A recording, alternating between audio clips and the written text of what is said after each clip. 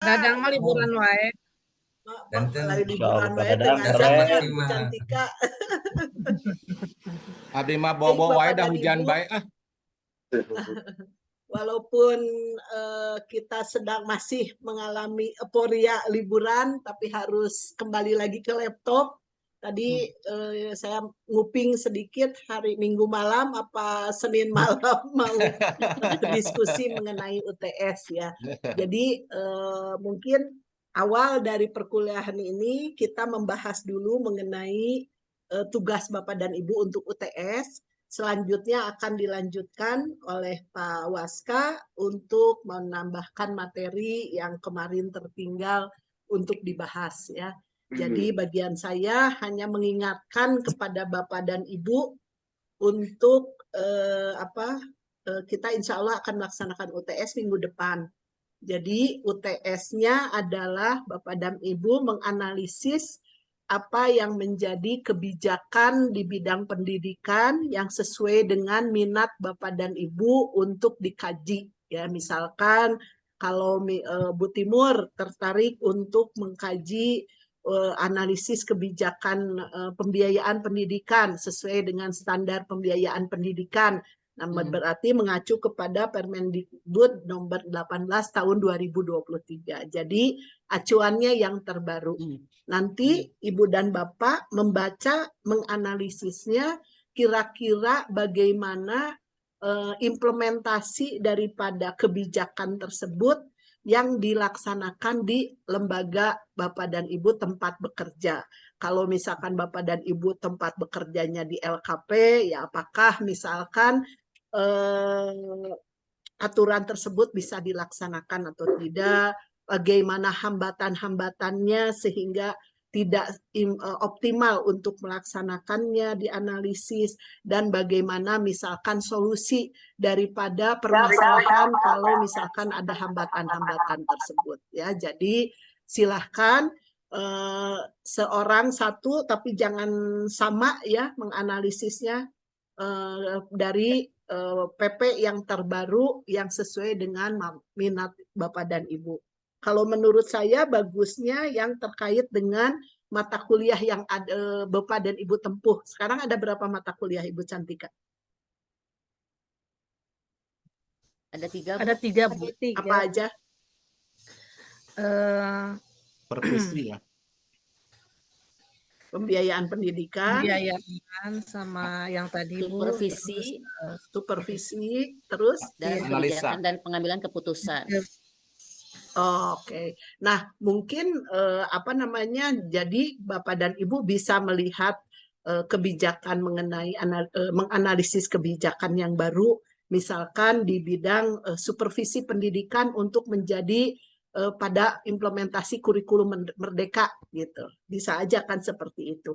Atau juga tadi menganalisis standar kebijakan mengenai standar pembiayaan pendidikan, misalkan lewat dana BOS misalkan. Nah, itu bisa juga dianalisis atau juga yang lain gitu ya.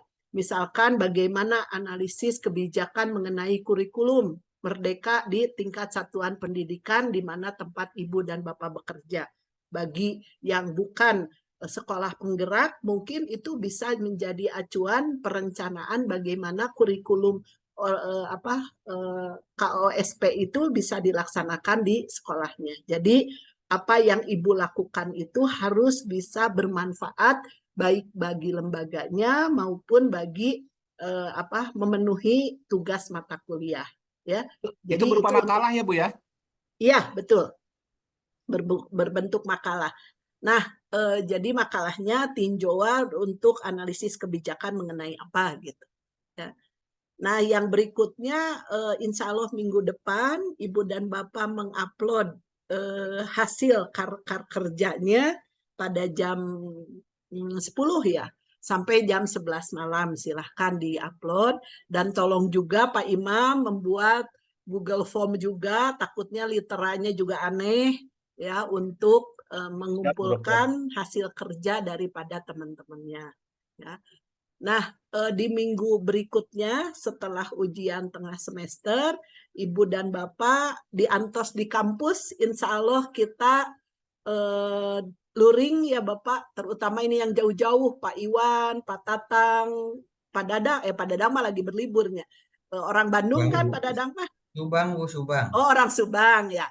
Maksudnya kita silaturahim di kampus karena Pak Waska juga ingin sebetulnya minggu ini ingin ketemu. Cuman saya kemarin berhubungan dengan Pak Yuyus, udah online saja gitu. Ya, jadi setelah UTS, insya Allah kita bisa silaturahim di kampus. Sekalian Bapak dan Ibu mempresentasikan progress report yang akan yang sudah dilaksanakan, yang akan disubmit di jurnal nasional maupun internasional ya, kalau misalkan Bapak dan Ibu berkenan. Nah, untuk tugas UTS maupun UAS ada yang didiskusikan, Mangga?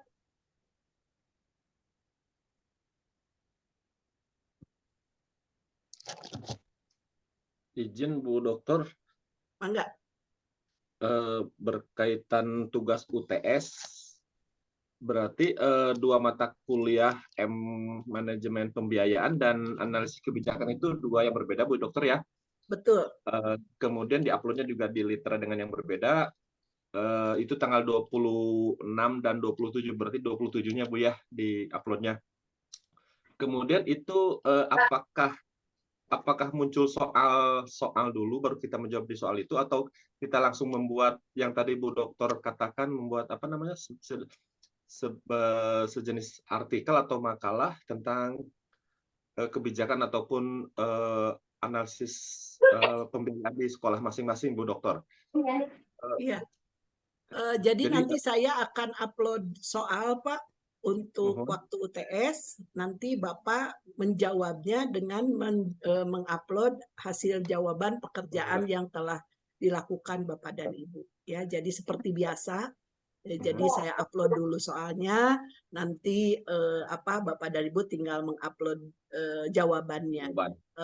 Sekarang ini adalah bocoran bagaimana pelaksanaan UTS Pak Sofyan. Jadi Pak Sofyan ketika waktunya dibuka UTS-nya tinggal mengupload gitu. Jadi bekerjalah minggu ini gitu ya, sehingga pada waktunya tidak ada lagi kata terlambat gitu. Langsung menguploadnya sampai jam 11 malam gitu. Kenapa saya batasi? Supaya Bapak dan Ibu terstruktur mengenai timeline untuk pembelajarannya. Ya, jadi kalau misalkan yang ada kesulitan mengenai link dan lain-lain, silahkan diskusikan di WA Group. Gitu Pak Tata, Pak Sofyan, Bang Inten. Mohon Bu Dokter, punten, saya nama Bu, soalnya sudah muncul di hari Senin gitu Bu, biar kita bisa sekarang juga bisa Pak. Ya, Bu. Enggak. Soalnya ya tadi, jadi Bapak dan Ibu silahkan menganalisis, ini saya belum nulis ya, Ya, Bu. Siap, menganalisis mengenai satu pembiayaan pendidikan ya di tempat Bapak dan Ibu bekerja, berarti membuat rencana anggaran pembiayaan pelaksanaan pendidikan bagi ibu-ibu atau bapak-bapak yang berada di satuan pendidikan ataupun yang berada di LKP. Ya, kalau misalkan Bapak dan Ibu ada di LKP, sehingga tugas Bapak dan Ibu ini bisa dipakai. Tadi sudah ditayangkan sebetulnya Pak Tatang itu, untuk di LKP-nya Pak Tatang sudah ada gitu. Ya, tinggal ditambah tinggal ditambah kata-katanya lah gitu. Udah ya barang 2 atau 3 halaman gitu. Jangan terlalu banyak, susah saya menilainya gitu. Yang penting tepat sasaran, satu berbasis permasalahan ya. Jadi di latar belakangnya berbasis permasalahan. Yang kedua, rencana anggaran biayanya seperti apa. Yang ketiga, permasalahan apa yang terjadi di satuan pendidikannya sehingga tidak tidak bisa dilaksanakan dengan optimum pembiayaannya. Yang keempat, solusi. Jadi solusi itu berupa rekomendasi menurut Bapak kira-kira harus bagaimana gitu lembaga tersebut, sehingga dari rencana anggaran biaya yang bisa dikemukakan Bapak dan Ibu itu bisa berlangsung dan berlanjut untuk kehidupan organisasinya. Itu mungkin ya Pak Sofyan, bocoran soalnya. Itu untuk Jadi MPP, tergantung nulisnya nanti. untuk manajemen Ada 4 pembiayaan. untuk manajemen pembiayaan. Berarti ada perencanaannya seperti apa, pelaksanaannya seperti apa, pengendaliannya seperti apa, dan rekomendasi. Rekomendasi. Gitu. Siap. Ya, Upami jadi kanggo analisis kebijakan mah teh acan pengen Bu ya. analisis kebijakan sama ya, cuman Sama. kalau analisis kebijakan adalah menganalisis atau mengkritisi kebijakan yang keluar sesuai dengan minat Bapak dan Ibu. Contoh misalkan Bapak dan Ibu ingin mengkritisi mengenai kurikulum Merdeka gitu. Berarti analisis bagaimana kurikulum Merdeka itu bisakah dilaksanakan di tempat Bapak dan Ibu belajar, mengajar. Kalau tidak bisa, kenapa tidak bisa dilaksanakan, permasalahannya apa saja, tentunya tinjauannya sumber daya yang ada, dan lain-lain. Yang berikutnya, bagaimana saran Bapak dan Ibu supaya kebijakan tersebut bisa diimplementasikan gitu. Jadi analisisnya ke sana. Jadi mengacu kepada satu kebijakan dan dianalisis gitu, dikritisi supaya kita berlatih untuk berpikir tingkat tinggi, menganalisis atau mengkritisi kondisi yang ada di luaran sana gitu. Jadi saya bebaskan untuk materinya, silahkan kebijakan mana yang bisa Bapak dan Ibu minati dan bisa dijadikan bahan analisis. Cukup jelas Pak Sofyan? Ya Bu, cekap Bu. Berarti Bu kalau yang manajemen pembiayaan cukup 3 atau 4 lembar, kalau yang ini bisa lebih banyak karena menganalisa ya Bu ya? Betul, sama saja Pak, yang pembiayaan juga menganalisa. Oh iya. Bebas, tergantung daripada permasalahan Bapak yang Ibu tinjau gitu. Ya, Badai ngadongeng tapi yang harus yang terstruktur lah, mau ngedongengnya jangan kemana mendi gitu ya. Betul, Jadi sesuai dengan jawaban pembahasan permasalahan yang ada. Jadi kalau misalkan ada permasalahannya, misalkan Bapak dan Ibu 5 gitu ya, kenapa si pembiayaan itu tidak bisa berlangsung, berarti pembahasannya ke 5 ranah tersebut. Syukur-syukur bisa mensitasi pendapat orang lain. Misalkan dalam melaksanakan perencanaan pembiayaan, contoh misalkan harus mengacu kepada bla bla bla bla bla sesuai dengan pendapat itu. Nah, nanti dianalisisnya seperti itu gitu. Jadi Bapak dan Ibu juga bebas untuk mensitasi pendapat orang lain. Kalau boleh usul mah gini Bu, kalau bisa gitu. Manajemen pembiayaannya ya batasi 5 lembar aja gitu. Itu juga sama analisis 5 lembar aja kalau boleh Bu. Mangga. Bebas kalau saya mah. Gitu. Jadi lembaran itu tidak menjadi suatu keharusan, tergantung daripada tajamnya analisis. Kalau tajam analisis itu kan bukan dari jumlah halaman, Pak. Betul. Tergantung daripada kontennya. Iya, terima kasih banyak Bu Dokter. Kalau saya batasi 1 halaman, pantu kaci atau 7 S2.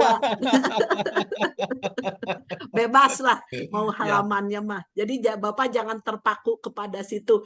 Cuman Bapak harus menuangkan analisisnya sedalam pemikiran Bapak seperti apa. Kalau dirujuk dari tulisan orang lain itu sangat hebat gitu. Iya, terima kasih banyak atas arahan informasinya Bu Dokter. Izin bertanya Bu. Izin bertanya juga Bu. Boleh Bu. Abdi heula. Pak Dadang. Ya Bu. Terkait dengan analisa kebijakan Bu, kan ada berbagai macam jenis kebijakan ya Bu ya. Iya betul. Kalau dari tingkat dari atas barangkali mulai dari Undang-Undang Dasar gitu ya. Betul. Nah, misalkan analisis kebijakan itu apakah bisa berupa surat edaran atau nota dinas yang mungkin yang paling rendah tingkatannya, atau mungkin jika di sekolah. Nah, apakah boleh menganalisa kebijakan internal sekolah atau harus di atas sekolah gitu Bu maksudnya Bu? Tadi seperti misalkan edaran atau nota dinas. Kalau tadi kan yang dicontohkan oleh Ibu misalkan Permen ya, Permendikbud tentang kurikulum Merdeka, atau mungkin yang sekarang sedang tren di pendidikan menengah misalnya tentang penilaian kinerja misalnya Ibu ya. Nah, apakah jika kebijakan di bawah itu, terutama yang khusus di sekolah, boleh juga dianalisa atau tidak? Itu mungkin Bu, terima kasih. Ya, hatur nuhun Pak Dadang. Karena ini latihan, Pak, bagusnya kita lebih berpikir komprehensif gitu. Jadi jangan kurung batok di tingkat sekolah saja. Kita melihat aturan-aturan mengenai kebijakan yang umum, tapi nanti analisisnya bagaimana kalau aturan tersebut dilaksanakan di tingkat sekolah gitu. Jadi kalau Bapak sumbernya itu kebijakan di tingkat sekolah terlalu sempit gitu. Jadi kita bagaimana melihat secara umum, menganalisis kebijakan secara umum yang besar, nanti kita analisis di tingkat sekolah seperti apa. Sama analisisnya bagaimana implementasi daripada kebijakan tersebut, apakah bisa dilakukan atau tidak. Nah, kalau misalkan bisa dilakukan, faktor pendukungnya apa saja, kan itu bisa dianalisis ya Pak ya, sesuai dengan diagram daripada sistem pendidikan, baik dari raw inputnya seperti apa, bisakah melakukan analisis kebijakan tersebut, prosesnya bagaimana untuk melaksanakan kebijakan tersebut, outputnya seperti apa yang diharapkan, apakah sesuai dengan kebijakan tersebut, dan outcome-nya. Dan juga faktor pendukung baik environmental inputnya maupun instrumental inputnya. Sumber daya mendukung atau tidak untuk melaksanakan kebijakan tersebut. Gitu ya Pak Dadang. Baik Bu, terima kasih Bu. Tidak dibatasi halamannya Pak. Mohon siap, mohon. Mangga ada yang lain? Izin bertanya. Mangga. Yang Pak Sahaya. Abdi Ibu Imam. Oh Pak Imam. Di sini cuman ada Pak Sofyan, Pak Dadang, saya, Pak Tatang. Pak Imam ya ada. Ya, Pak Imam silakan. Terkait dengan tugas UTS, ini berarti tugasnya itu individu Bu ya, yang menganalisis pembiayaan. Berarti ini nanti tidak mempengaruhi ke dalam pembentukan buku atau PKM Bu ya, ke depannya ya? Ya, bisa saja Pak mempengaruhi. Misalkan Bapak menganalisis mengenai kurikulum merdeka gitu, ya bisa mengenai itu. Nah nanti di buku juga untuk kebijakan pendidikan di kurikulum merdeka, Bapak bisa menggambarkan lebih detail gitu. Kalau di penelitian maupun PKM kan tulisannya sesuai gaya selingkung daripada jurnalnya atau gaya selingkung daripada bukunya tersebut gitu. Tapi di tulisan ujian itu hanya berbentuk makalah gitu Pak. Siap Bu Dokter. Nah, nanti diperkaya oleh temannya kalau untuk yang penelitian pengabdian mah gitu. Jadi analisisnya jadi berdua gitu. Jadi akan tumbuh di proyeknya gitu. Ya, ngerti ya Pak. Jadi tiasa eta-eta keneh sebetulnya Pak. Kalau menurut saya mah biar nggak capek ya mending itu lagi gitu. Nah nanti pembahasannya ditambah oleh teman-temannya. Siap Bu. Mangga ada yang pertanyaan yang lain? Ibu, ada template-nya nggak Bu? Mangga Pak Asep. Template buat UTS-nya misalkan alur. Tadi Ibu udah menjabarkan tentang perencanaan, pelaksanaan, pengendalian, dan rekomendasi. Nah, cuman itu kan baru isi, istilahnya ada template yang khusus nggak Bu untuk UTS ini gitu? Atau bentuknya hanya bentuk makalah biasa aja gitu Bu yang dilaporkan gitu Bu? Betul Pak.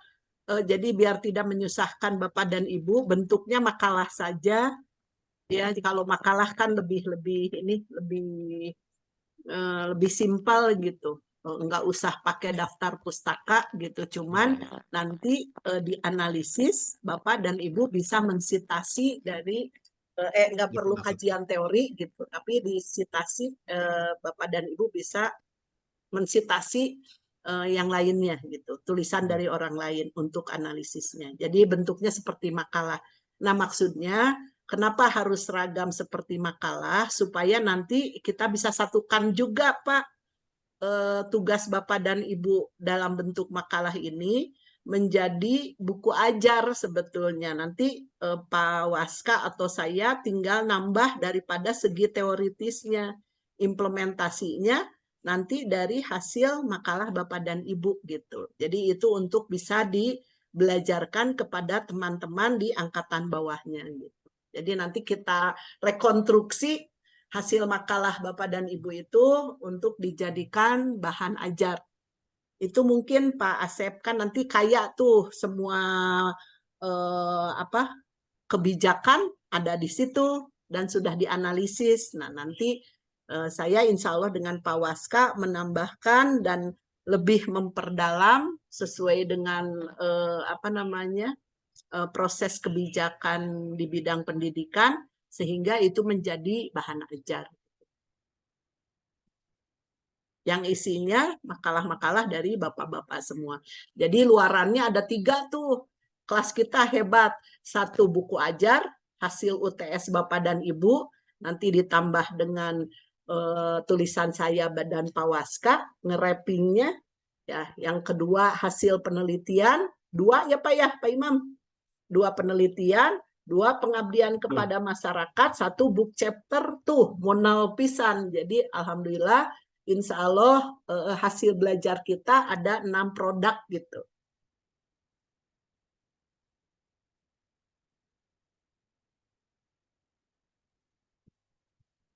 Mangga ada yang ditanyakan yang lain untuk Ya, Bu.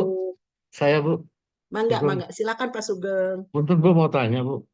Kalau tadi Ibu sampaikan, ini nantinya produk kita nanti ini yang semester yang angkatan sekarang ini nanti bukunya bisa jadi rujukan atau bahan ajar untuk mahasiswa berikutnya. Barangkali nih yang generasi sebelum kami ada nggak Bu untuk rujukan kami gitu? Itu aja, Saya makasih, Bu. kurang paham ya Pak Sugeng. Mungkin mereka tidak terstruktur seperti saya ya tugas-tugasnya. Jadi tidak ada hasil karya, belum tahu saya ya, mohon maaf belum tahu apakah ada hasil karyanya yang bisa dirujuk gitu. Saya kurang tahu. Kalau saya kan mengembangkan metode pembelajaran berbasis proyek ini harus dengan luaran-luaran yang jelas dan terukur gitu. Nah, untuk tahun dulu saya kurang paham, Pak. Siap, Bu. Makasih, Bu. Dan mata kuliahnya yang repotnya itu ganti-ganti. Oh, gitu. Iya, saya tahun kemarin ngajarnya metodologi penelitian, sekarang pembiayaan, tapi ya bagus sekali sih sebetulnya, jadi lebih komprehensif gitu. Cuman kan harusnya tulisan kita itu bisa disitasi, itu akan meningkatkan nilai akreditasi daripada lembaga sebetulnya. Jadi hasil karya Bapak dan Ibu itu disitasi sama mahasiswa kelas saya nanti tahun depan gitu harusnya. Jadi ada nilai akreditasinya. Karena kalau akreditasi jurnal di perguruan tinggi itu tidak hanya tulisannya masuk di jurnal, terindeks apapun jurnal internasional terakreditasi, tapi juga jumlah sitasi itu dilihat juga. Kalau ada jurnalnya tidak disitasi ya nggak tekaci juga gitu. Makanya kalau saya inginnya nanti tulisan Bapak dan Ibu bisa disitasi oleh teman-teman angkatan bawahnya gitu. Itu mungkin Pak Sugeng ya. Jadi tolong tulis yang sebagus-bagusnya karena itu menjadi legacy ya. Legacy dari Bapak dan Ibu sebetulnya gitu. Karena kan kalau misalkan tulisan kita dibaca orang lain, tulisannya tepuguh kan nggak malu-maluin kita gitu. Tapi kalau tulisannya bagus itu kan apalagi nanti disitasi sama orang kan alhamdulillah insya Allah jadi jariah ilmu bagi kita. Ya, Bu Dokter, makasih. Mohon. Jadi tolong mengerjakannya jangan sekedarnya. Ada yang lain Bapak dan Ibu, nanti saya lihat apakah Pak Waska sudah Sudah hadir, Bu. Salam, Pak Dokter. Aturan Pak Waska. Aku batahu minal Assalamualaikum minkum warahmatullahi Bapak, hapunten wabarakatuh. lahir batin. Waalaikumsalam. Amin, Waalaikumsalam amin. Mohon maaf warahmatullahi lahir wabarakatuh, Pak batin. Dokter. Hapunten Ya, Pak Waska, barusan kita diskusi mengenai iya. luaran dari kelas kita. Insya Allah UTS tahun depan, minggu depan Pak. Ya, Jadi Bapak dan Ibu yang hebat ini akan menganalisis kebijakan sesuai dengan minatnya, menganalisis. oke. Jadi tidak boleh sama analisis kebijakannya tidak boleh sama. Nah, yang berikutnya nanti hasil analisis tersebut diupload di Litera yang menjadi bahan ujian tengah semester. Nah, berikut Yes. 2 minggu lagi berarti insya Allah kita ketemuan luring Pak, karena Ya, kita sudah kangen juga sama Bapak dan Ibu, jadi wayahna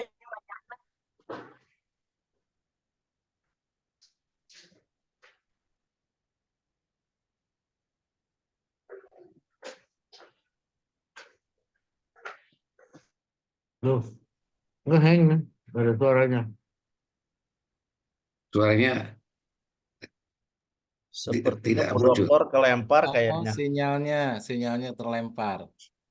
Begitu? Iya, saya juga kangen Bu Dokter, Pak Dokter.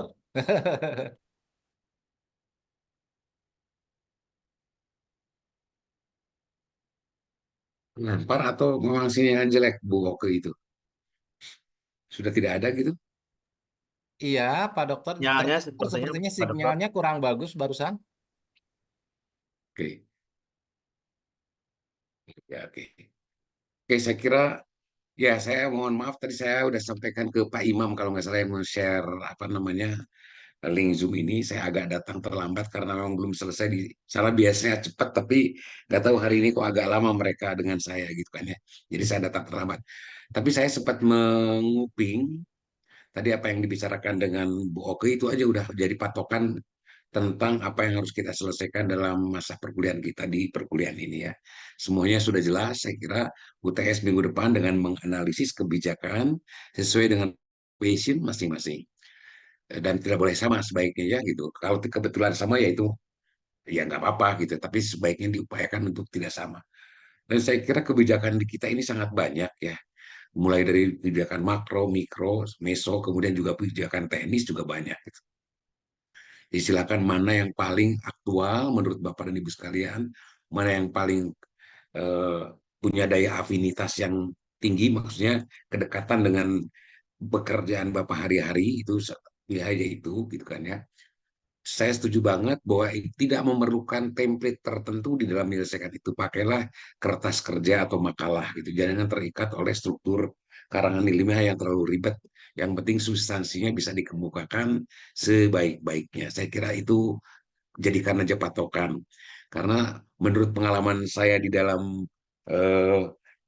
karya ilmiah atau tulisan seperti template tertentu, sesederhana pengolahan kata apa jadi yang gitu. Jadi sebaiknya substansi aja yang kita kedepankan dalam bentuk kertas kerja atau makalah tadi yang dimaksud dengan Bu Oke ya gitu. Kemudian tadi ada pertanyaan yang menarik dari Pak Sugeng kalau tidak salah ya tentang contoh book chapter yang pernah dibikin untuk perkuliahan ini ada, saya punya. Cuma saya tidak ingin berikan itu sebagai patokan ya karena itu juga tidak mengandung kesempurnaan gitu. Tapi kalau diperlukan boleh-boleh aja sebagai bahan bacaan. Kalau boleh saya ingin share sebentar ya. Ini kalau bisa saya share. Nah, ini dia.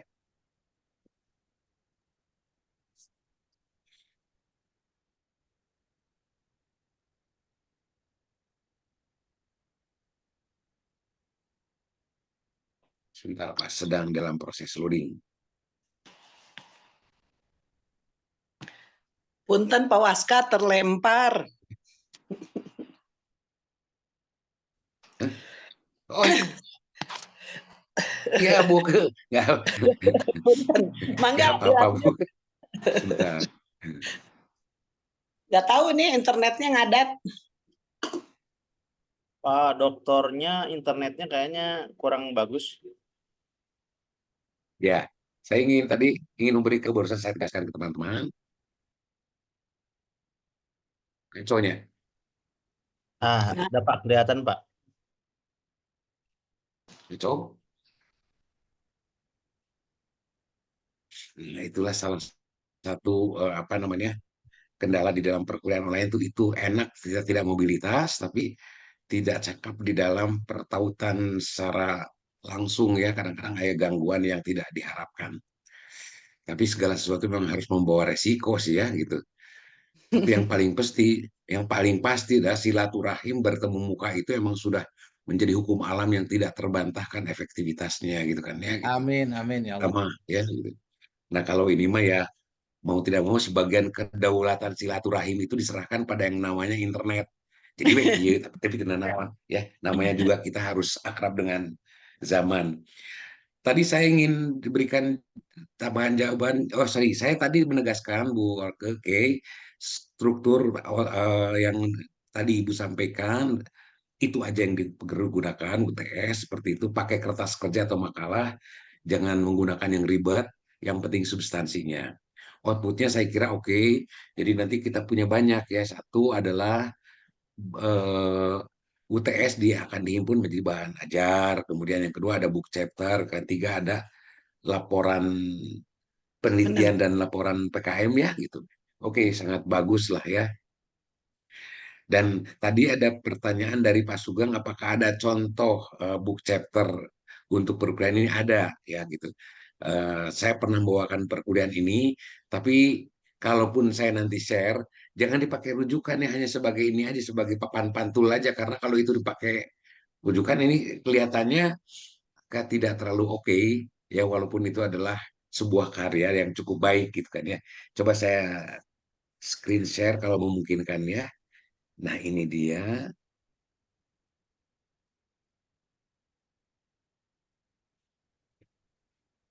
Sedang. Nah, ini. Ada kan ya gitu. Ada Bapak Ibu sekalian? Ada Pak. Nah, Coba, ini bunga rampai bunga nah, satu dari segi judulnya ya, dari segi judulnya ini pasti tidak menarik. Bunga rampai pengambilan keputusan dan analisis kebijakan sektor pendidikan.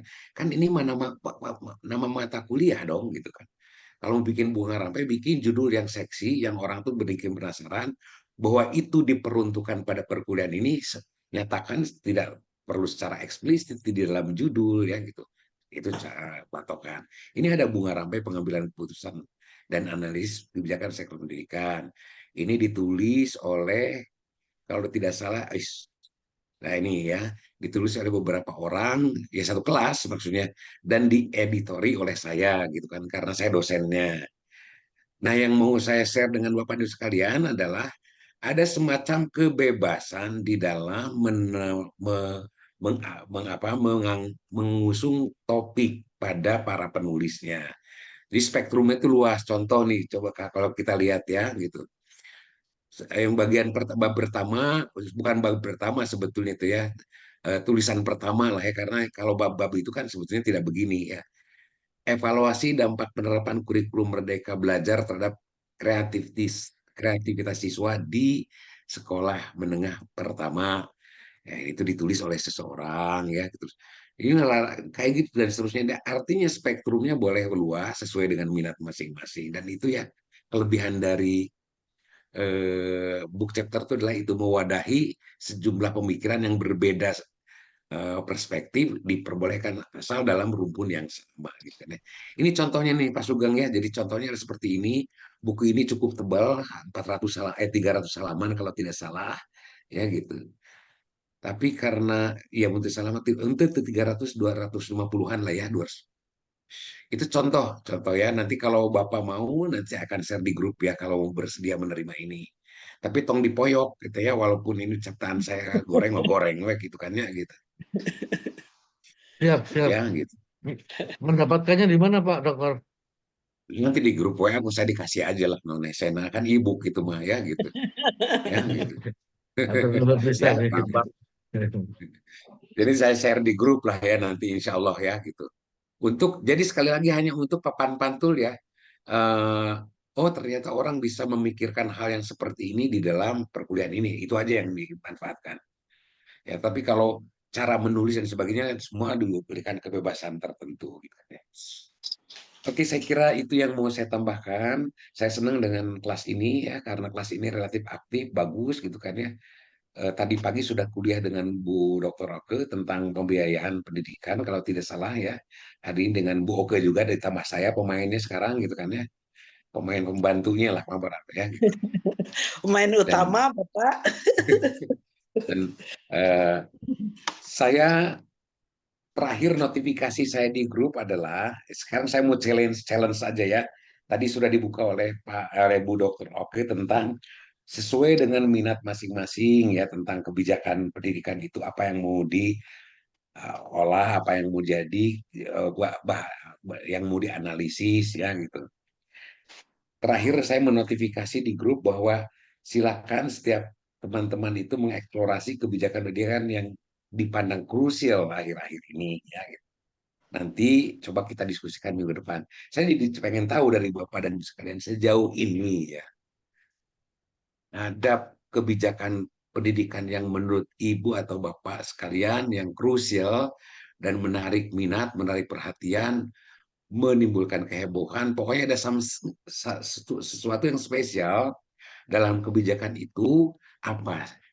Punten ya Bu, oke saya pengen melihat spektrum dari teman-teman. Apa yang menarik dari kebijakan pendidikan sepanjang atau sejauh yang Bapak rasakan sampai hingga hari ini. Silakan Bapak dan Ibu sekalian. Challenge saja. Boleh Pak Dokter? Ya. Terima kasih. Yang saya coba kritisi sebenarnya ini yang sedang trending topik sekarang di level SMA, SMK dan SLB yang kemarin uji publik tentang PPDB, Pak. PPDB yang ini kadang krusialnya itu ketika orang tua selalu melakukan persiapan gitu ya. Karena sekarang kan sistemnya yang sedang digaungkan oleh pemerintah dari pemerintah pusat itu sistem zonasi yang ada di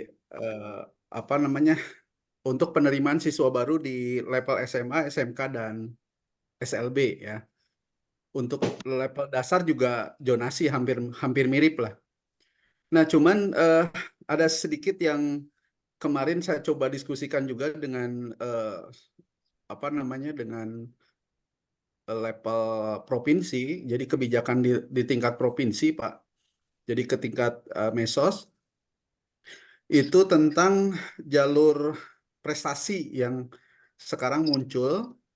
Jadi ruhnya jalur prestasi ini kan sebenarnya ada dua, ada jalur prestasi kejuaraan dan ada jalur prestasi rapot, Pak. Jadi rapot itu maksudnya mungkin prestasi akademik.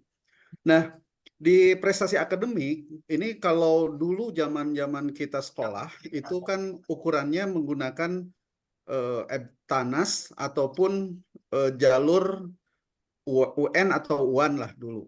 Nah, sekarang kan si level level untuk proses standarisasi dari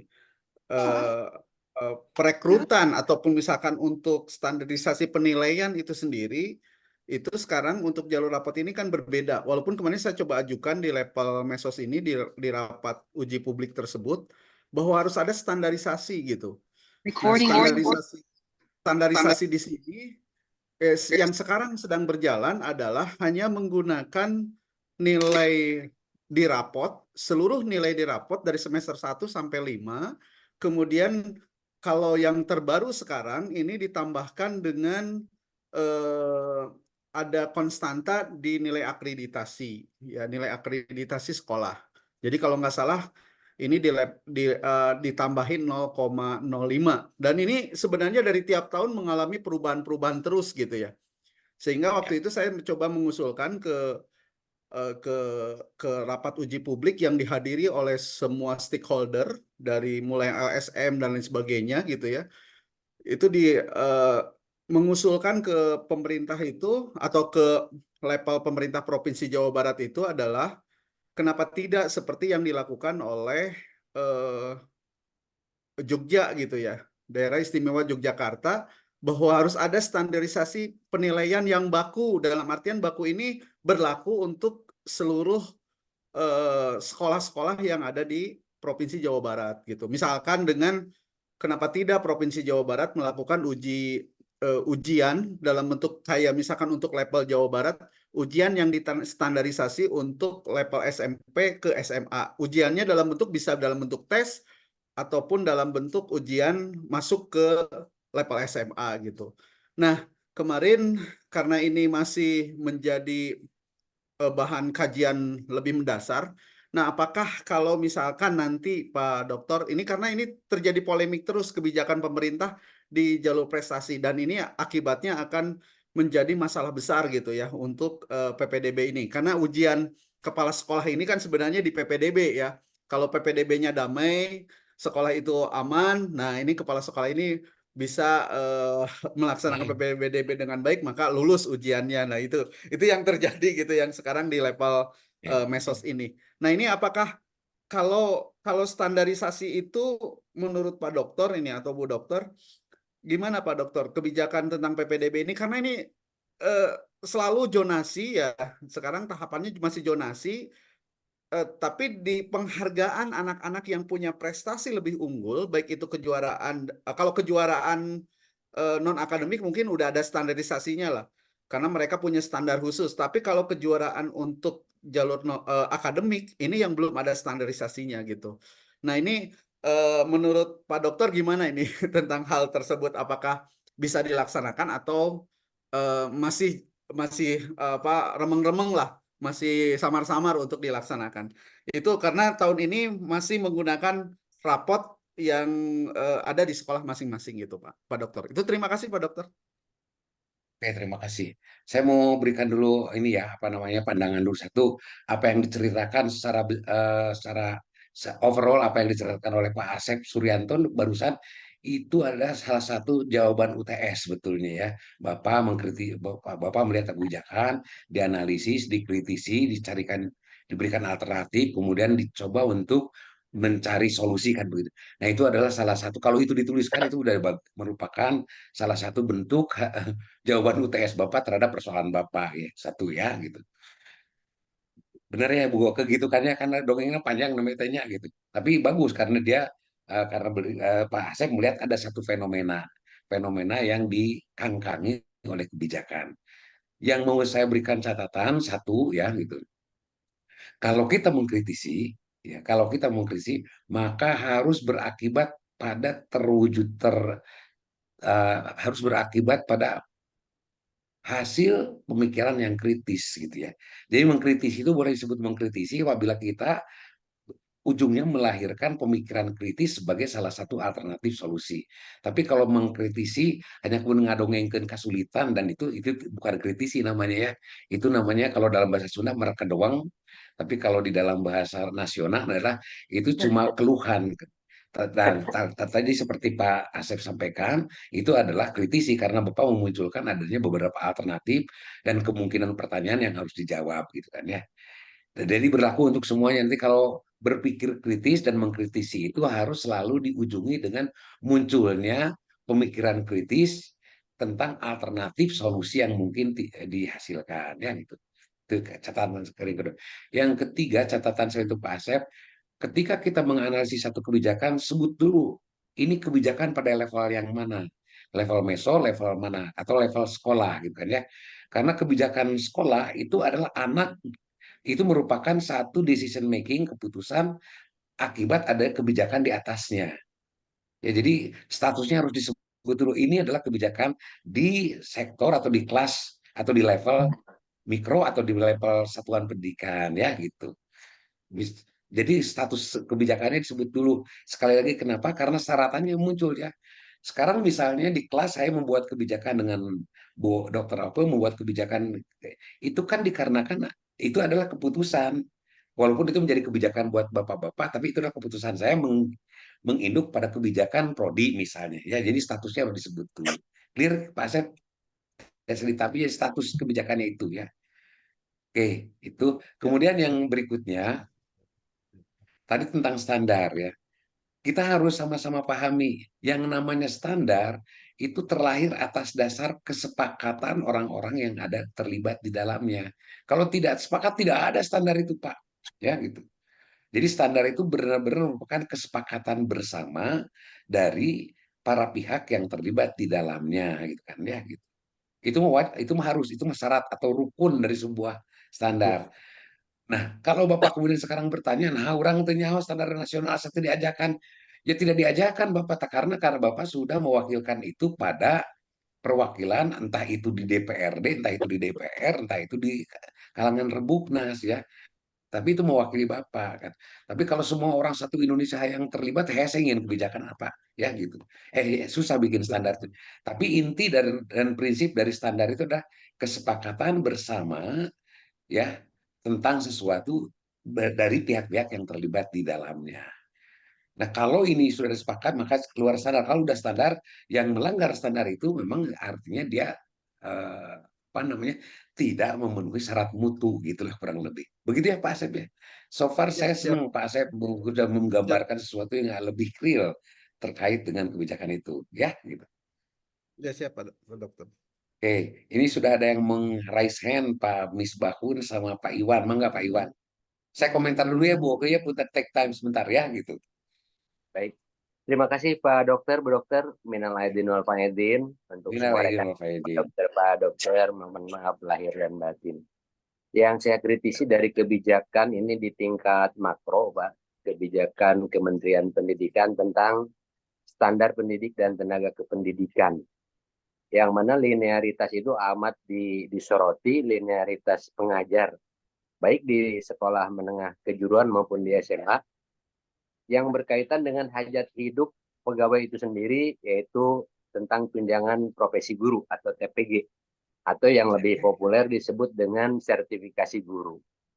Yang saya kritisi adalah kebijakan tentang standar pendidikan dengan linearitasnya itu tidak dibarengi dengan rekrutmen tenaga pendidik dan kependidikan oleh negara, ya khususnya kurang lebih 10 tahun berlalu ini ada semacam apa namanya kekosongan jabatan. Contohnya seperti hari ini pengangkatan guru dari P3K yang ditempatkan ke sekolah-sekolah tidak sesuai dengan analisis jabatan di sekolah, sesuai dengan DSO atau daftar kebutuhan guru di sekolah. Salah satu contoh yang berakibat dari kebijakan makro terhadap kebijakan mikro di sekolah pada saat membagi jumlah jam pelajaran, terutama jam pelajaran kejuruan ini untuk di SMK, khususnya bagi SMK yang saya sendiri terlibat di dalamnya. Pada saat kami membagi mata pelajaran kejuruan produktif gitu Pak, pengangkatan guru kejuruan itu tidak sebanding dengan yang sudah pensiun. Salah satu contohnya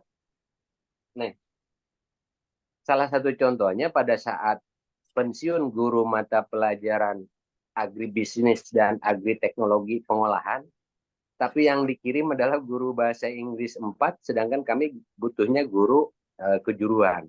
Ini sebagai bentuk akibat dari analisis jabatan atau kebutuhan yang dianalisis oleh Kementerian Pendidikan, yang digunakan adalah data 4 tahun yang lalu gitu Pak.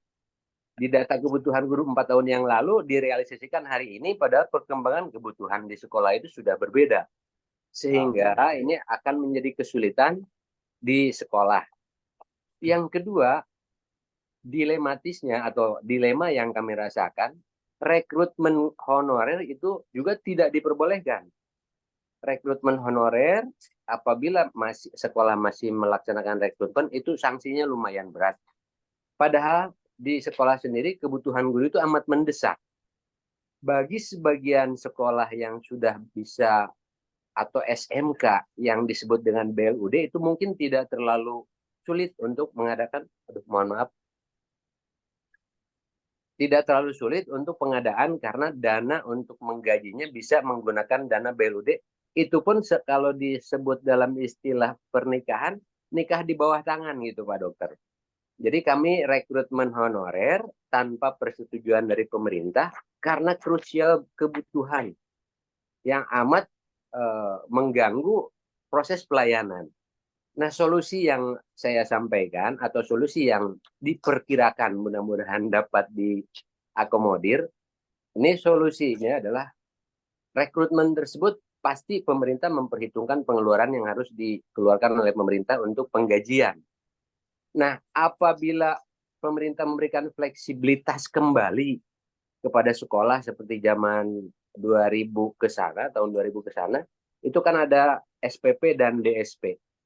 Nah, pemenuhan kebutuhan guru itu, honorariumnya bisa digunakan dari keuangan yang diperoleh dari sumbangan masyarakat. Itu secara umum.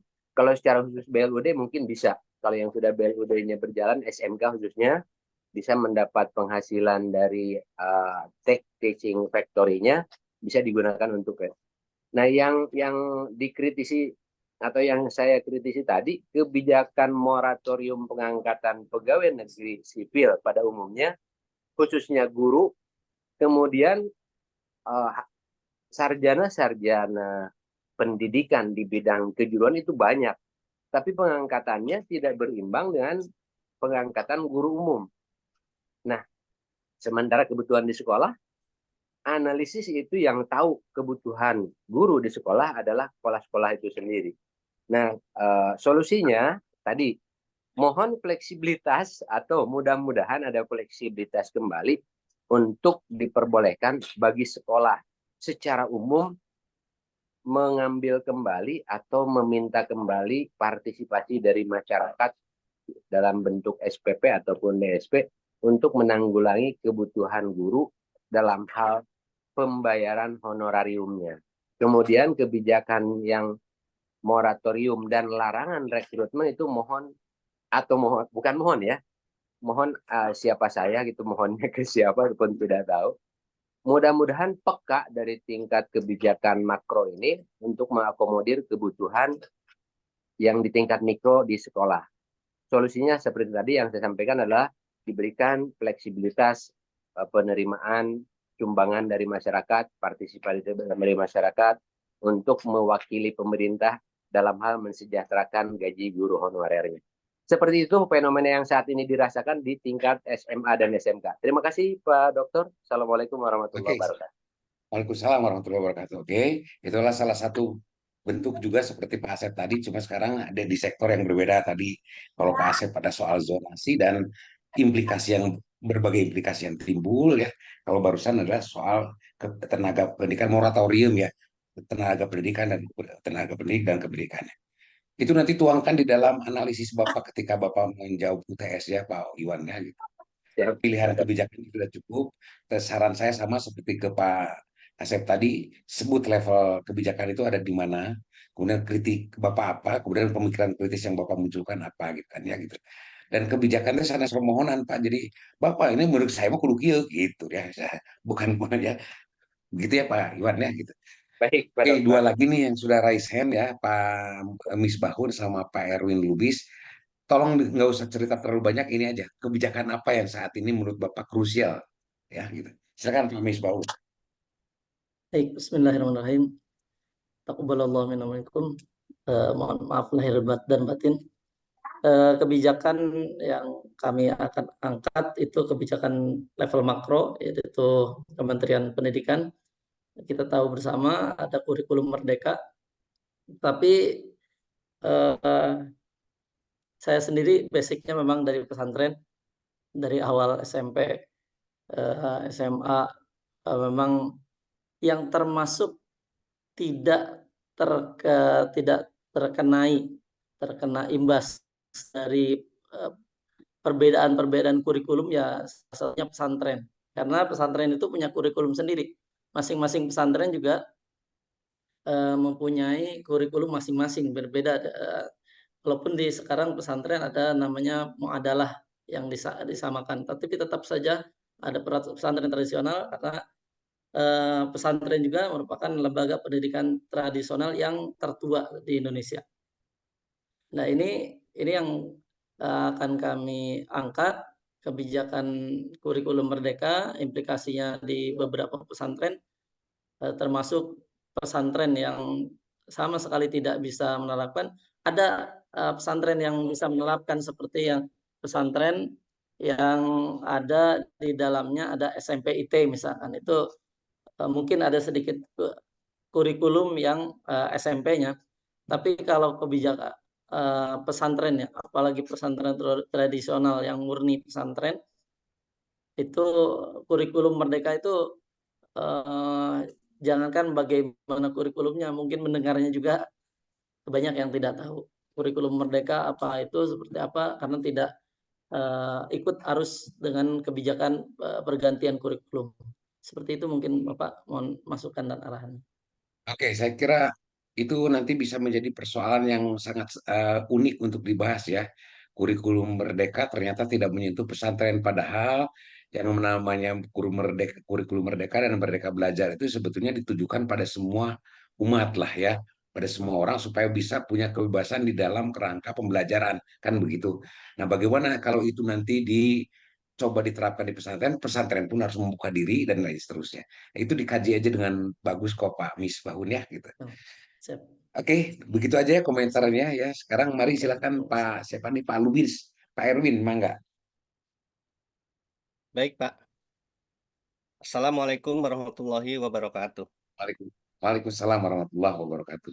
Sebelumnya ucapan minal aidin wal faizin untuk Pak Dokter dan juga Sami-sami Pak. Mohon maaf lahir dan batin.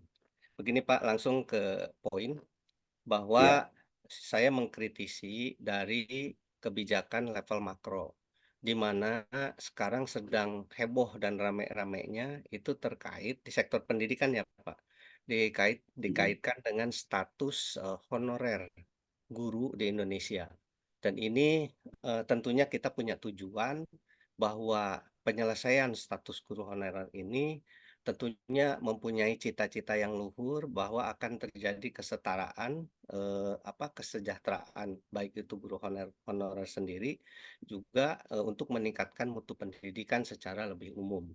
Nah, dalam hal ini saya mengkritisi dari kebijakan pemerintah, di mana ternyata untuk payung hukum secara umum itu belum ada ya, yang saya lihat, saya perhatikan, dan faktor yang cara merekrut daripada status guru honorer pun sekarang dengan adanya P3K itu ternyata bertahap, berjenjang, dan pada kenyataannya di lapangan itu tidak sesuai. Banyaknya masalah-masalah baru yang menimbulkan carut marut daripada sistem pendidikan kita, di mana kita tahu bahwa pendidik ini kan sebagai modal awal untuk memberikan satu pendidikan kepada generasi muda di masa yang akan datang, sehingga mereka bisa bersaing dan dapat meningkatkan mutu daripada pendidikan itu sendiri. Nah, yang saya kritisi adalah satu, di kebijakan pemerintah tentunya harus ada keberpihakan atau minimal rasa keadilan terhadap para status guru honorer pada khususnya, dan umumnya bagi mereka yang ternyata peminat daripada ataupun pelamar daripada masyarakat yang ingin menjadi guru dari segala dimensi ataupun latar belakang pendidikannya ini cukup tinggi, tetapi tidak dibarengi dengan akomodasi ataupun sarana dan prasarana yang dipunyai oleh pemerintah. Itu dari saya, Pak. Terima kasih.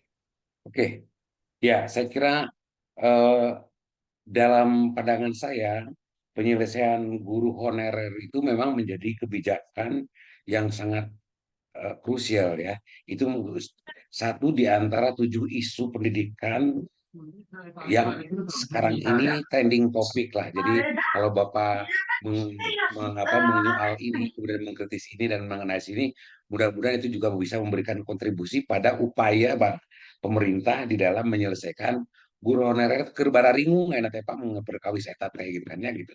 Nah supaya bimunak kirang terkurangi, mudah-mudahan Pak Erwin bisa memberikan pemikiran kritis untuk itu. Sekali lagi ada 7 isu pendidikan yang sangat kritis yang menjadi catatan pada tahun 2024 ini. Salah satu diantaranya itu guru honorer itu Pak gitu. Ya. Nah, sekarang persoalan itu malah menjadi rada sedikit terabaikan ya. Sedikit terabaikan, malah kurang menjadi perhatian karena sekarang orang-orang sedang memperhatikan apa yang terjadi dalam kehidupan bangsa ini terkait dengan situasi politik. Ayo orang pemikiran gitu, Pak Eno mikiran eta ya ini tinggalin namanya gitu. Oke ya, terima kasih Pak Erwin, itu adalah bagian penting dalam saya melihat ada 7 isu pendidikan yang saat ini tuh sangat kritis ya di tahun 2024 ini. Salah satu diantaranya adalah yang Ibu Bapak sampaikan barusan. Oke, barusan Pak Erwin, tadi siapa lagi yang sudah raise ini? Coba sebentar. Oh itu Pak Sopyan ternyata, enggak Pak Sopyan. Ya, baik. Terima kasih Pak Dokter, Bu Dokter, Bapak Ibu Sadayana. Taqabbalallahu minkum, Pak Dokter, Bu Dokter. Sami-sami Pak Dokter dan Bu Dokter, yang saya ingin ungkapkan berkaitan dengan kebijakan di dunia pendidikan yang sekarang sedang tren, salah satunya khususnya di Jawa Barat, yaitu kebijakan pendidikan di level mesos, Pak, di level menengah, yaitu di Provinsi Jawa Barat, di mana SMA, SMK, dan SLB itu berada di tangan Provinsi Jawa Barat. Yang menjadi persoalan adalah kebijakan dari pembiayaan sekolah yang dimulai dari tahun 2020. Tadi Pak Iwan sudah mengatakan dari 2020. Bahasa politis gubernur pada saat itu mengatakan bahwa pendidikan di level menengah, level mesos, akan dibiayai oleh pemerintah daerah. Sehingga itu dapat bahasanya digarisbawahi meringankan beban orang tua. Bahasa waktu itu adalah meringankan beban orang tua, bukan menggratiskan. Tetapi bergulirnya waktu, bahasa meringankan itu berubah menjadi menggratiskan, sehingga sekolah sudah tidak berkenan lagi untuk memungut pembiayaan dari orang tua. Akibatnya apa dari kebijakan pemerintah provinsi itu? Nah, beberapa hal yang menjadi persoalan, salah satunya tadi yang dikatakan oleh Pak Iwan juga Pak Misbah atau Pak Erwin, bahwa guru sekolah tidak lagi bisa mengangkat honorer. Itu satu. Sehingga karena apa? Karena guru honorer itu harus dibayar oleh dana dari orang tua. Itu jadi persoalan, akan persoalan dari ke sana akibat dari kebijakan dari provinsi. Kemudian yang lainnya adalah sumber daya keuangan itu menjadi terbatas. Kalau dulu sebelum ada kebijakan pembiayaan yang totalitas diambil oleh provinsi, sekolah punya sumber keuangan dari dana pemerintah pusat, BOS, dari pemerintah daerah, BOPD, dan dari orang tua. Sekarang orang tua di-cut, maka sumber keuangan itu menjadi 2. Itu yang menjadi tugas sekolah, saya katakan cukup berat untuk mencari dana tambahan itu. Walaupun secara teori kita bisa mencari sumber dana lain dari CSR atau dari swasta, tetapi besarannya itu kadang-kadang di luar ekspektasi sekolah, Pak. Itu persoalannya. Kemudian persoalan yang lainnya adalah berefek kepada infrastruktur. Kalau sekolah saya, Pak, di SMA 7, luas sekolahnya hanya 5.000 meter persegi misalkan. Tetapi ketika sekolah Pak Asep, Bu Rita, Bu Winda, yang sampai berapa hektar, Bu Winda? Bu Rita? 20.000 meter persegi. 2 hektar. 2 hektar, sehingga membutuhkan dana untuk berita untuk perawatan yang sangat tinggi. Sementara itu tidak bisa dibayar oleh dana dari pemerintah, BOS atau pemerintah, maka akan larinya ke dana komite atau dana orang tua. Itu yang menjadi persoalan, sehingga dikhawatirkan sekolah menjadi terbengkalai. Istilah Pak Asep mah teka urus begitu, Pak. Nah, itu yang menjadi persoalan ketika kebijakan pendidikan di level menengah itu digratiskan. Kemudian selain hal tadi, kemudian kegiatan kesiswaan. Kegiatan siswa, dulu ketika ada dana dari siswa, kegiatan siswa itu dengan mudahnya kita melakukan kegiatan keluar, mengakomodir semua kegiatan siswa. Tetapi dengan di-cut-nya dana dari orang tua dan dibatasinya dana dari pemerintah daerah atau pemerintah pusat, maka kegiatan siswa pun mengalami keterbatasan, baik itu untuk operasional, untuk kegiatan-kegiatan luar, kepelatihan dan lain sebagainya. Jadi menjadi tren permasalahan kebijakan menggratiskan pembiayaan di level SMA. Itu yang menjadi persoalan di Jawa Barat sekarang ini. Karena apa? Karena dana dari pemerintah daerah belum mumpuni, belum mencukupi untuk kebutuhan operasional di sekolah secara umum. Itu yang terjadi di sekolah, yang terjadi di SMA dengan kebijakan bahasanya menggratiskan sekolah di level SMA. Barangkali itu yang menjadi kebijakan menurut saya di Provinsi Jawa Barat sekarang ini, Pak. Hatur nuhun, Pak Dokter. Sami-sami, Pak Sofyan. Ya, itu isu yang menarik ya, sebetulnya isu yang menarik.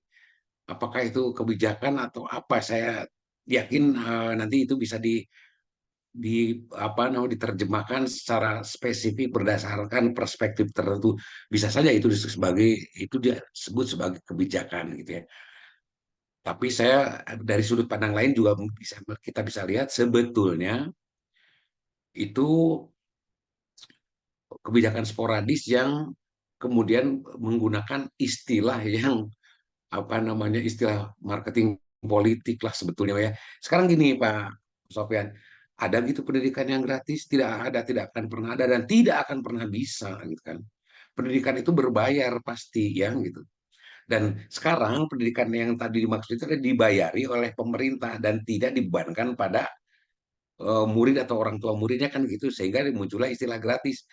Gratis teh buat orang tua itu gitu kan ya. Tapi sebetulnya kan pendidikannya berbayar dong, ada pembiayaan yang sangat besar untuk itu dan tidak mungkin tidak ada biaya itu. Nah, kemudian akibat dari diksi pendidikan gratis itu sebetulnya harusnya ditanggung oleh pemerintah dengan melakukan pemenuhan kebutuhan biaya yang sesungguhnya secara real dibutuhkan dalam pendidikan kan gitu. Nah, itulah yang kemudian terjadilah itu menjadi gejala umum Pak Sofyan itu tuh sebetulnya. Dan setiap daerah, setiap tempat itu hampir rame-rame menggunakan bahasa pendidikan digratiskan pada zaman kalau saya jadi bupati atau saya jadi guru, pendidikan gratis. Kalau mana gratisnya gratis, cek saya ke ibu-ibu. Dan sebenarnya pendidikannya berbayar gitu kan ya. Dan ternyata itu sudah ditengarai, sudah diidentifikasi hampir semuanya itu begitu.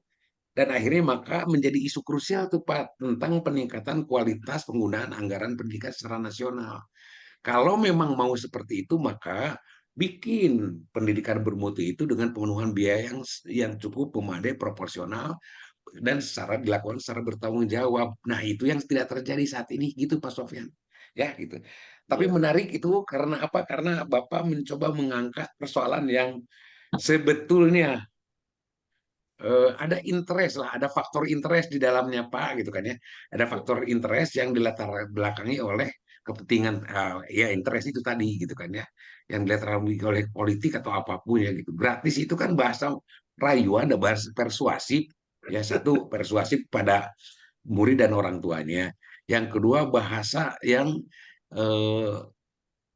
harmoni untuk agar dia punya reputasi dan image tertentu pada halayak ramai gitu ya. Padahal sesungguhnya di balik itu membawa semacam resiko, Pak. Ya kan, resiko di mana dia harus bertanggung jawab untuk memenuhi kebutuhan itu gitu kan ya. Nah, sekarang kan malah resikonya dibalik karena menyengsarakan penyelenggara pendidikan untuk terseok-seok untuk memenuhi kebutuhan itu. Nah, itu yang boleh Pak itu dijadikan analisis Bapak karena itu menarik gitu kan ya. Lalu lucu kadang-kadang pelaku pendidikan orang kayak gitu kan ya gitu. Ya, gitu Pak Sofyan. Itu komentar saya. Dan saya lihat ada satu isu nasional tentang pendidikan ini yang ada hubungannya dengan itu. Bagaimana sih setiap pemerintah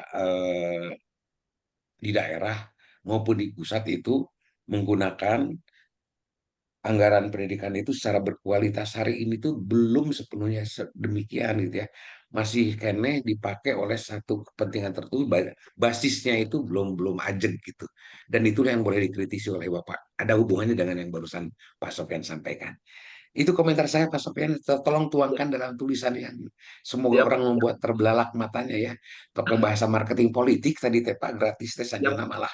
Nah, Nah, ya. itu Sok Bu Timur, Bu Rita menjadi ada gitu pendidikan yang gratis, tidak ada Bu, gitu. Udah bayar pendidikan atau di mana-mana kayak gitu kan. Ya gitu. Gitu Pak Sofiannya gitu. mohon Pak Dokter mohon. Dan yang menjadi senjata mereka itu yang tadi dikatakan oleh Pak Asep Pak, bahwa anggaran pendidikan itu 20% itu dari Ya. APBN. Walaupun sebetulnya kata Pak Asep tadi belum sepenuhnya terpenuhi begitu. Iya, Sehingga iya, bahasa iya. politiknya pada akhirnya lari bahwa sekolah itu digratiskan begitu Pak. Iya, iya.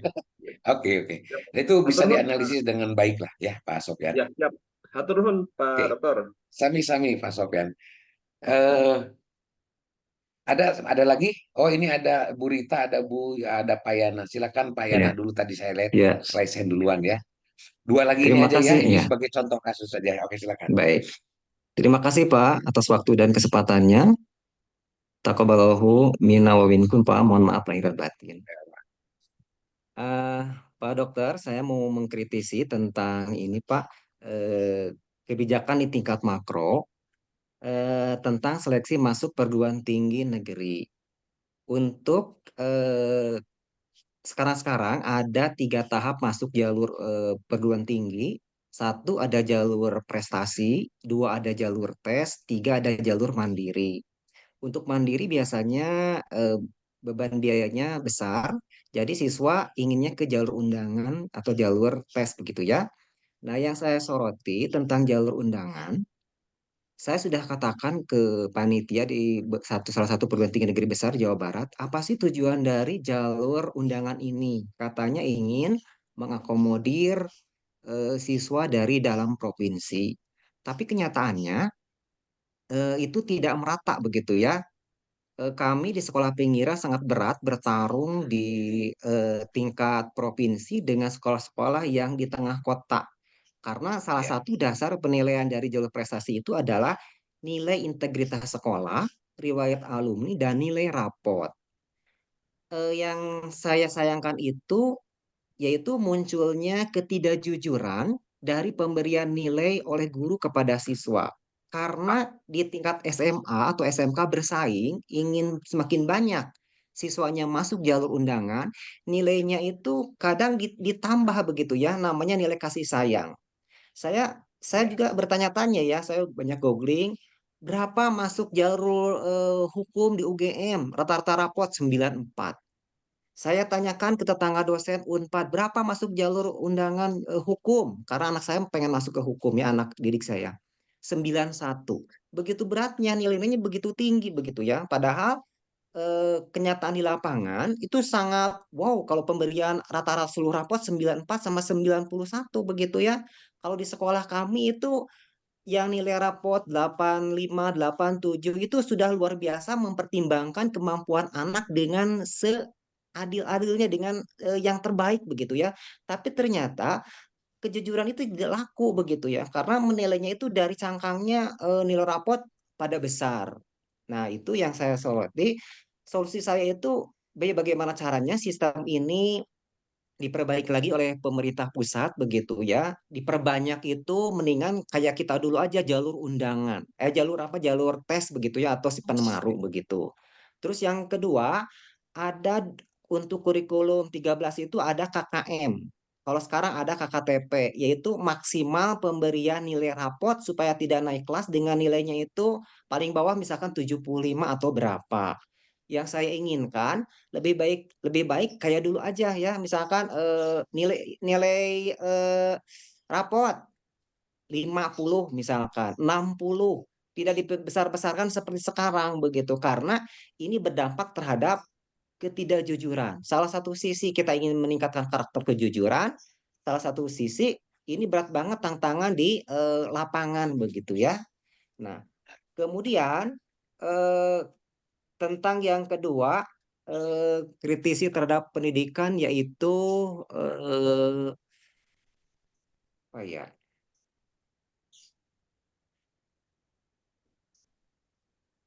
Itu aja lah Pak, itu pun persoalan berat kok yang tadi itu TS PNTN ya.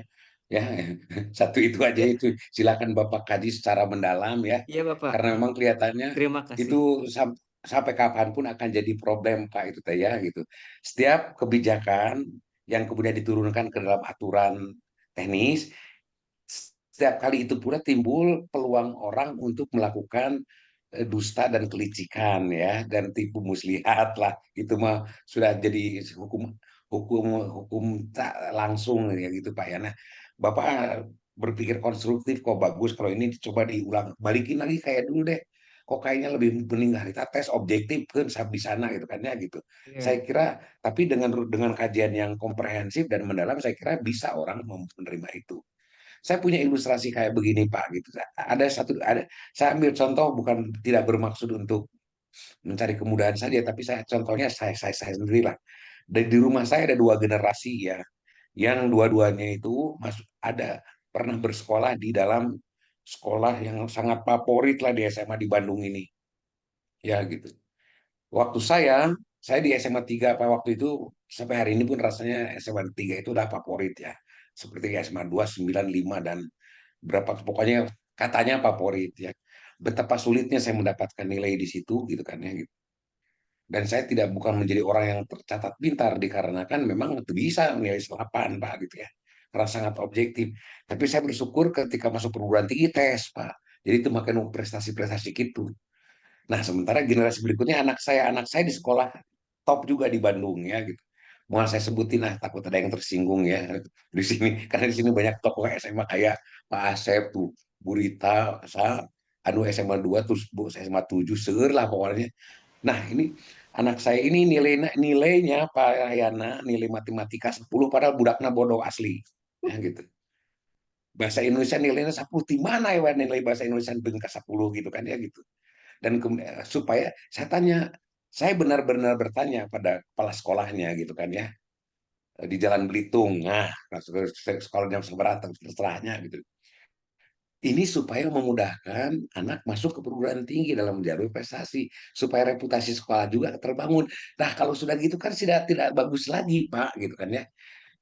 Nah sekarang maka apa yang tadi disampaikan oleh Pak Yana, saya kira itu boleh jadi itu adalah membangunkan keasikan kita di dalam carut marut rekrutmen mahasiswa perguruan tinggi negeri. Jadi bolehlah itu dijadikan bahan kajian yang komprehensif dan mendalam. Dan juga kita juga udah melihat itu, aduh kumaha sih gitu kan ya bisa seperti ini. Dan iklim tipu muslihat, iklim dalam tanda kutip licik itu akan menjadi sesuatu yang terus berlangsung akhirnya menjadi budaya. Kalau itu jadi budaya rusaklah bangsa ini gitu ya Pak Yana ya. Saya support Bapak untuk mengkaji ini secara komprehensif dan mendalam ya gitu. Karena perlu jadikan itu nanti bahan kajian Bapak di dalam disertasi dalam tesis ya gitu. Bagus Pak itu ya gitu. Silakan Bu Rita. Makasih ya Pak Yana. Begitu komentar saya. Silakan Bu Rita. Baik, terima kasih kesempatannya. Sebelumnya permohonan maaf. Taqabbalallahu minna wa minkum. Baru bertemu lagi ya Pak Dokter. Ya, insya Allah, Sebetulnya amin. begini Pak Dokter, kasus yang saya ajukan di tugas ini hampir mirip dengan yang Pak Sofyan sebetulnya ya, berkaitan dengan hanya saya di tingkat mikro karena itu masalah pembiayaan. Nah, bila diizinkan malah saya akan beralih ketika Bapak bilang dari awal ini baiknya di tingkat makro atau mesos. Nah, ketika di tingkat makro saya sebetulnya ada 3 hal yang menjadi bukan polemik ya, tetapi ada semacam permasalahan yang terjadi berkaitan dengan kebijakan yang dikeluarkan baik di tingkat makro atau kemudian di mesos. Pertama, tentang rekrutmen kepala sekolah dari guru penggerak. Itu juga menjadi permasalahan besar bagi rekan-rekan yang bukan dari guru penggerak tetapi berminat menjadi kepala sekolah, gitu ya. Yang kedua, berkaitan dengan pengangkatan pengawas. Nah, antara Permendikbudristek dengan peraturan di tingkat mesos yaitu Gubernur Jawa Barat juga agak berbeda. Di tingkat Permendikbudristek itu cukup S1 misalnya ya, tapi di tingkat Jawa Barat pengawas untuk SMA, SMK, dan SLB itu tingkat pendidikannya minimal S2, misalnya seperti itu.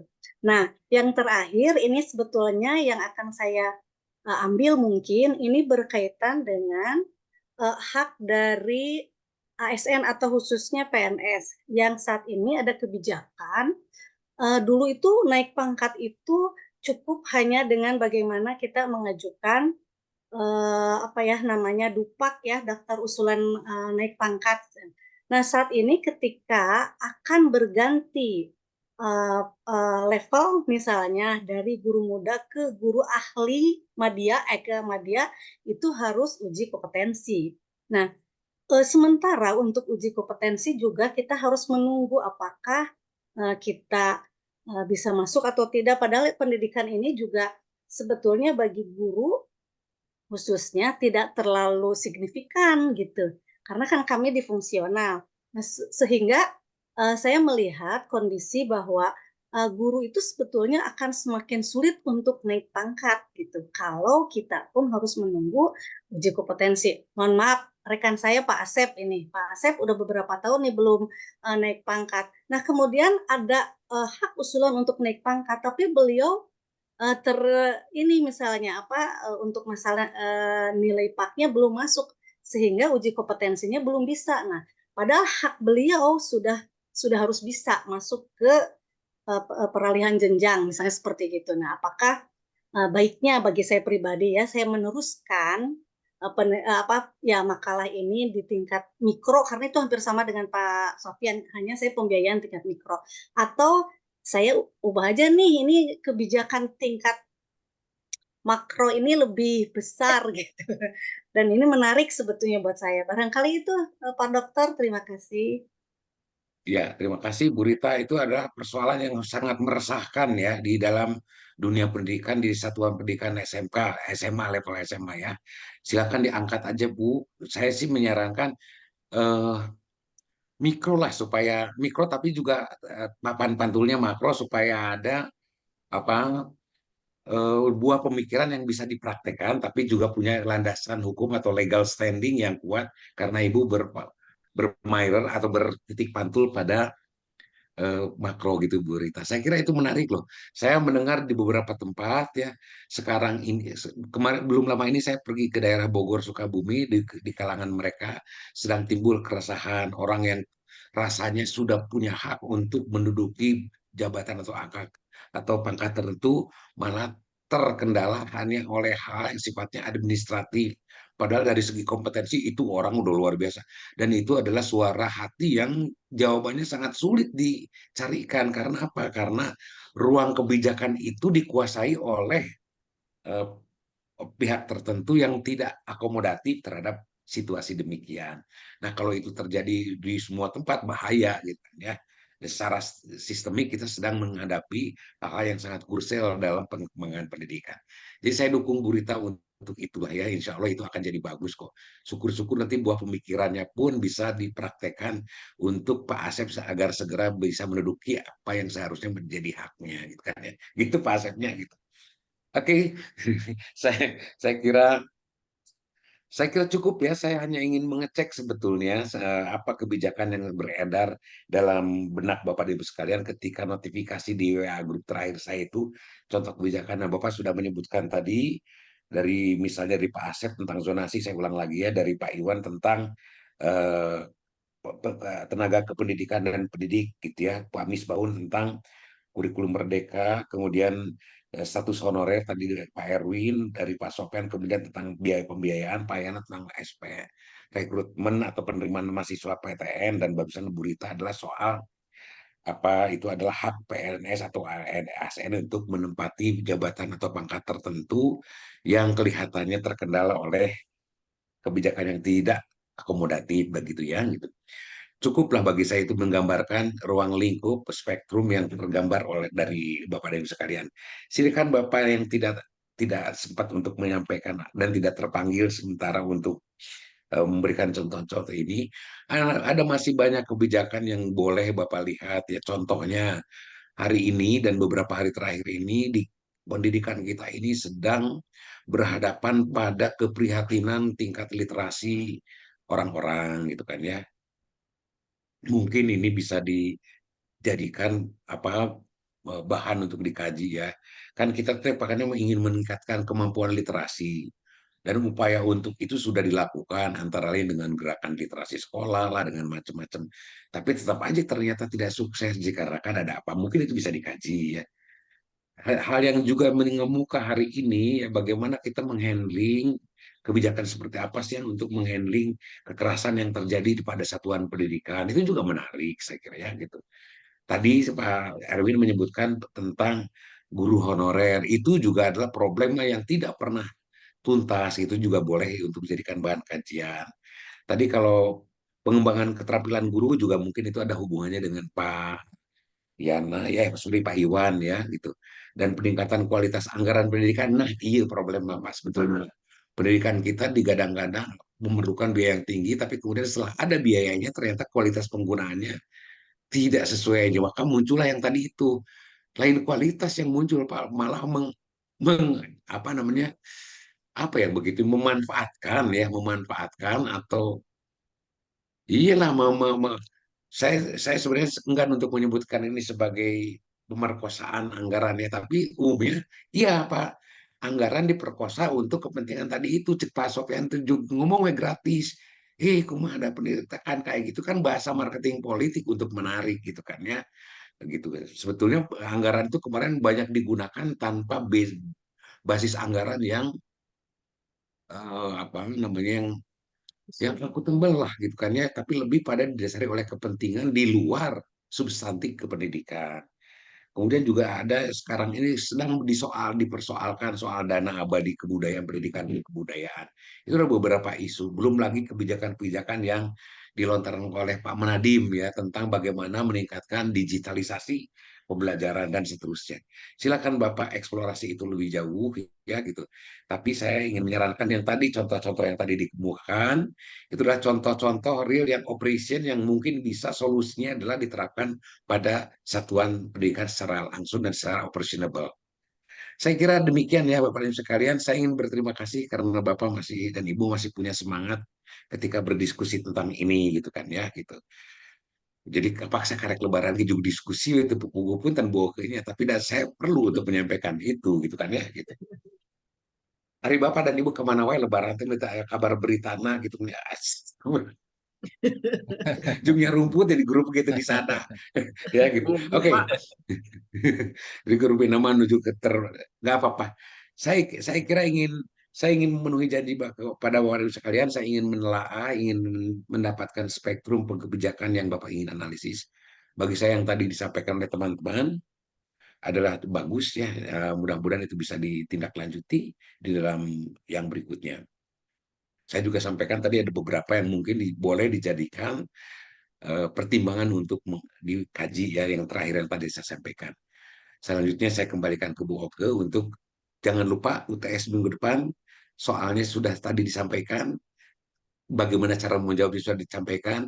Penegasan saya terhadap contoh-contoh yang tadi disampaikan itu adalah bagian dari mungkin ada kalau itu dituliskan itu merupakan analisis dan kajian yang bagus gitu kan ya. Dan jangan lupa setelah itu Bapak dan Ibu sekalian kan harus menyelenggarakan penelitian atau pengabdian ya secara berkelompok kalau tidak salah. Nah itu semua juga tolong diberikan notifikasi dengan jelas agar kami bisa memonitornya itu dengan baik ya gitu. Demikian Boke dari saya ya, saya kira cukup dong ya. Dan saya selalu mengharapkan untuk nabrak waktu azan ya, jadi sebelum azan harus bubar duluan. Punten ya gitu. Setuju Pak Dokter. Setuju Pak Dokter. Nggak Boke dilajeng kembali. Hatur nuhun Pak Waska. Alhamdulillah ya ternyata tadi dari diskusi itu Bapak-bapak dan Ibu sudah aware terhadap tugas-tugasnya. Sekarang tinggal bagaimana Bapak dan Ibu menuangkan di dalam tulisan dan memperdalam analisisnya sehingga jawaban UTS-nya pantas lah ya Pak untuk kita kompilasi. Pantas ya. Amin, siap. Untuk kita kompilasi dan menjadikan bahan ajar pedoman ya mungkin ya untuk bahan ajar adik kelasnya. Insya Allah ya. Jadi saya yakin Bapak-bapak dan Ibu ini tidak hanya memenuhi kewajiban tugas UTS-nya, tapi juga ingin menampilkan yang terbaik dari hasil analisis Bapak dan Ibu tadi yang sudah disampaikan sebetulnya itu adalah jawaban UTS-nya ya Pak Waska ya. Tinggal memperdalam dan mungkin merujuk sitasi atau mensitasi tulisan-tulisan orang lain dan juga mensitasi aturan-aturan yang ada yang sesuai dengan apa yang dikreasikan oleh Bapak dan Ibu. Hatur nuhun Pak Waska, Bapak dan Ibu, saya juga sudah tidak ingin menabrak waktu. Insya Allah jawaban Bapak dan Ibu hasil diskusi tadi ditunggu hari Sabtu minggu depan sampai jam 11 malam ya Bapak. Siap, Sehingga insya Allah Bu Dokter, Pak Dokter. Pak Dokter. Dan 2 minggu kemudiannya kita insya Allah bisa silaturahim secara